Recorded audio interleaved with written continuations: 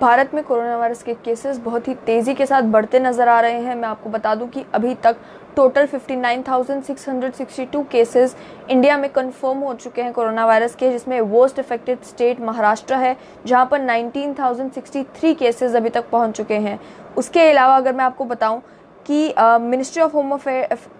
Ministry of health and family welfare के मुताबिक इस समय एक्टिव केसेस कोरोना वायरस के पूरे भारत में 39,834 हैं। 17,846 लोगों को डिस्चार्ज कर दिया गया है और 1,981 लोगों की मौत कोरोना वायरस के कारण ऑलरेडी हो चुकी है। इसी के चलते ministry of health and family welfare ने एक नई डिस्चार्ज पॉलिसी की रिवाइज्ड गाइडलाइंस जो हैं वो दी हैं। इसके मुताबिक ये कहा गया है कि ताकि हॉस्पिटल्स के ऊपर, पूरे देश में जितने भी हॉस्पिटल्स हैं जो कोविड-19 के पेशेंट्स को ट्रीट कर रहे हैं, उनका बोझ थोड़ा कम हो, और साथ ही में ये देखते हुए कि इन्फेक्शन किस तरीके से बढ़ रहा है, दिन ब दिन नए केसेस आ रहे हैं। कल की भी अगर मैं बात करूं तो लगभग 3300 नए केसेस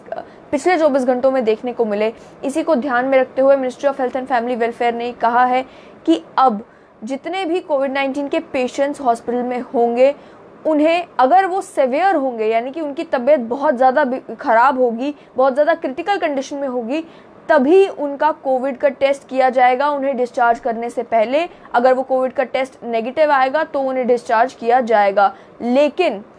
वो लोग जो कि या तो एसिम्प्टोमेटिक हैं या वो लोग जिन्हें बिल्कुल ही माइल्ड सिम्टम्स हैं, उनका कोविड का टेस्ट उन्हें डिस्चार्ज करने से पहले नहीं किया जाएगा। तो ये बहुत ही सिग्निफिकेंट डेवलपमेंट है। मैं आपको बता दूं कि आईसीएमआर के और एम्स के डॉक्टर्स का ये कहना है कि ये फैसला सही नहीं है, लेकिन ये ध्यान में रखते हुए कि किस तरीके से जो लोड है हॉस्पिटल्स के ऊपर बढ़ता जा रहा है, और ये भी ध्यान में रखते हुए कि मेजॉरिटी जो केसेस इंडिया में भी देखने को मिल रहे हैं कोरोना वायरस के, वो एसिम्प्टोमेटिक है, इसलिए ये फैसला लिया गया है। मैं आपको ये पूरी गाइडलाइंस बता दूं कि अभी तक क्या आया है। माइल्ड, वेरी माइल्ड या प्री सिम्टोमेटिक केसेस, यानी वो लोग जिनके सिम्टम्स या तो बहुत ही माइल्ड हैं, या फिर वो लोग जो अभी तक सिम्टम्स दिखाना शुरू नहीं किए हैं, यानी कि जो अभी तक एसिम्प्टोमेटिक है। जैसा कि आपको भी मालूम है, कोरोना वायरस के सिम्टम्स शो होने में लगभग 14 दिन का पीरियड जो है वो लगता है, 14 दिन का समय लगता है। तो ये कहा गया है कि वो लोग, उन लोगों का जिनको बिल्कुल ही माइल्ड सिम्टम्स है, उनका नॉर्मल टेस्ट किया जाएगा कि क्या उनको फीवर है, उनका टेम्परेचर चेक किया जाएगा, उनकी पल्स चेक की जाएगी, और अगर 10 दिन तक उनके जो है सिम्टम्स शो नहीं होते और 3 दिन तक उन्हें कोई फीवर नहीं होता, तो उन्हें डिस्चार्ज कर दिया जाएगा। डिस्चार्ज करने से पहले टेस्टिंग नहीं होगी, ये कह दिया गया है। उसके अलावा ये कहा है कि डिस्चार्ज होने के बाद भी उस पेशेंट को, कोरोना वायरस के पॉजिटिव पेशेंट को 7 दिनों के लिए होम क्वारंटीन होना है, अपने घर में ही खुद को सेल्फ आइसोलेट करना है। साथ ही में एक कहा है कि डिस्चार्ज से पहले उनको जब कोविड केयर फैसिलिटी में रखा गया है, वहाँ पर डिस्चार्ज से पहले अगर उनका 95% तक ऑक्सीजन सैचुरेशन लेवल है, अगर उसका 95% सैचुरेशन लेवल नहीं है ऑक्सीजन का, तो उन्हें डेडिकेटेड कोविड हेल्थ सेंटर में शिफ्ट किया जाएगा, उन्हें डिस्चार्ज नहीं किया जाएगा। और ये कहा है कि अगर डिस्चार्ज होने के बाद उन्हें दोबारा से फीवर होता है या फिर कोई कफ होती है, ब्रीदिंग प्रॉब्लम्स होती हैं, जो भी सिम्टम्स है कोविड के, अगर वो शो होना शुरू हो जाते हैं, तो उन्हें डेडिकेटेड कोविड केयर सेंटर में भेज दिया जाएगा, या फिर वो स्टेट हेल्पलाइन या 1075 पर कॉल करके बता सकते हैं। और 14 दिनों के बाद अगर इनमें से कुछ भी नहीं होता है, वो ठीक ठाक हैं, तब भी 14 दिनों के बाद टेलीकॉन्फ्रेंसिंग के थ्रू उनका हाल पता किया जाएगा। ये पता किया जाएगा कि क्या उन्हें सिम्टम शो हो रहे हैं या नहीं। साथ ही में बात करें मॉडरेट केसेस की, मॉडरेट केसेस की भी डेफिनेशन जो है वो बताई गई है कि वो लोग जिनका ऑक्सीजन सैचुरेशन का लेवल जो है वो 95% से कम है, या फिर जिनको पिछले कुछ दिनों से फीवर है, उनके लिए ये ऑब्जर्व किया जाएगा कि पिछले अगर 3 दिनों तक उनको फीवर नहीं होता है और ऑक्सीजन लेवल वो 95% से ऊपर 4 दिनों तक मेंटेन करके रख सकते हैं, उसके बाद उन्हें डिस्चार्ज किया जाएगा 10 दिन, मतलब सिम्टम्स के शो होने से लेकर अगले 10 दिनों के अंदर। अगर उन्हें 3 दिन तक फीवर नहीं होता, 4 दिन तक वो ऑक्सीजन सैचुरेशन लेवल मेंटेन करके रख सकते हैं, तो उन्हें डिस्चार्ज किया जाएगा। डिस्चार्ज करने से पहले उनका कोविड का टेस्ट नहीं होगा, लेकिन ये भी कहा है कि चेक ये करना है कि उनका फीवर जो है वो एंटीपायरेटिक्स के एब्सेंस में भी उन्हें फीवर नहीं हो रहा है, उनके जो ब्रेथलेसनेस के इश्यूज इनिशियली उन्हें शो हो रहे हों वो भी रिजॉल्व हो चुके हों। उसके अलावा उन्हें ऑक्सीजन की रिक्वायरमेंट ना हो, ऑक्सीजन सपोर्ट की रिक्वायरमेंट ना हो, उन्हें वेंटिलेटर पर रखने की ज़रूरत ना पड़े। साथ ही में कहा है कि उन्हें भी डिस्चार्ज करने से पहले, यानी कि जो मॉडरेट केसेस हैं, जिनकी तबीयत थोड़ी बहुत तो ख़राब है लेकिन ज़्यादा क्रिटिकल नहीं है, उन लोगों को भी डिस्चार्ज करने से पहले उनका कोविड का टेस्ट नहीं किया जाएगा और उनसे भी यही कहा जाएगा कि वो 7 दिनों के लिए होम आइसोलेशन में रहें।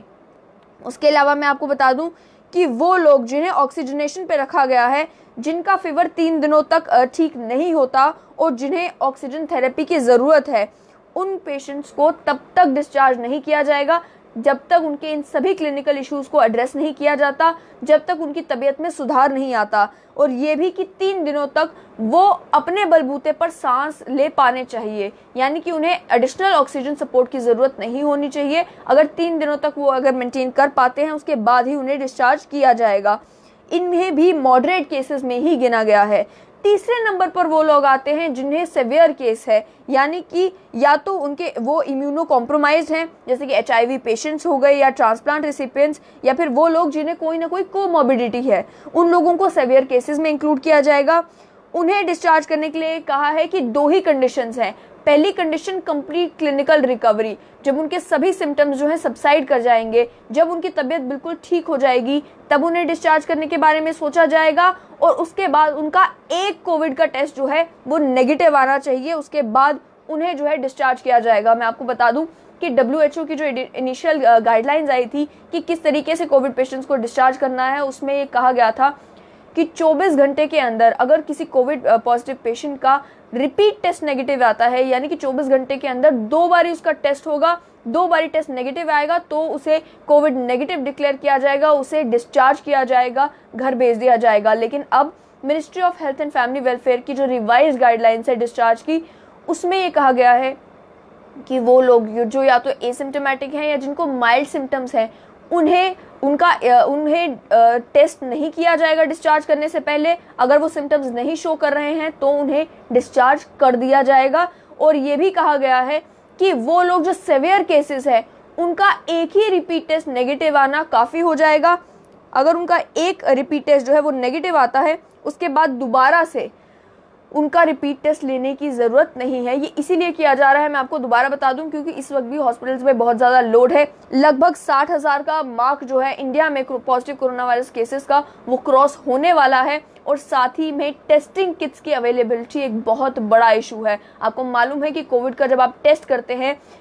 उसके रिजल्ट आने में लगभग 6 घंटे का समय लगता है। इतना समय एक कोविड ऐसे पर्सन को देना जो कि शायद से फुल रिकवरी कर चुका है, इसी को ध्यान में रखते हुए ministry of health and family welfare ने फैसला लिया है। लेकिन मैं आपको ये भी बता दूं कि इस पर एम्स के डॉक्टर ने और उसके अलावा ICMR ने भी चिंता जताई है और ये कहा है कि हमारे सबसे बड़ी परेशानी वही लोग हैं जो एसिम्टोमेटिक है। अगर किसी शख्स को बिना उसके रिपीट टेस्ट नेगेटिव आए छोड़ दिया जाता है, तो क्या वो प्रॉपरली होम आइसोलेशन फॉलो करता है या नहीं करता है, ये भी पता करना मुश्किल है। और उसके अलावा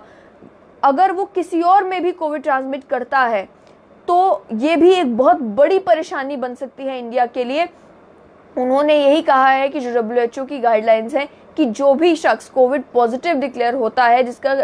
सैंपल जो है वो पॉजिटिव आता है कोरोना वायरस के लिए, उसके 2 रिपीट टेस्ट होना अनिवार्य है। लेकिन क्योंकि ministry of health and family welfare ने कह दिया है, तो अभी सभी डॉक्टर्स से भी और सभी हॉस्पिटल्स में भी यही गाइडलाइंस गई हैं कि वो लोग जो एसिम्टोमेटिक हैं और वो लोग जो माइल्ड केसेस हैं, उन्हें बिना कोविड का रिपीट टेस्ट नेगेटिव आए, बिना कोविड का उनका टेस्ट किए, उन्हें डिस्चार्ज किया जा सकता है अगर उनकी तबीयत बिल्कुल ठीक है और अगर उन्हें सांस लेने में दिक्कत नहीं आ रही। तो इस कोरोना वायरस की अपडेट से मुझे दीजिए इजाजत। This is Pallavi Sareen signing of.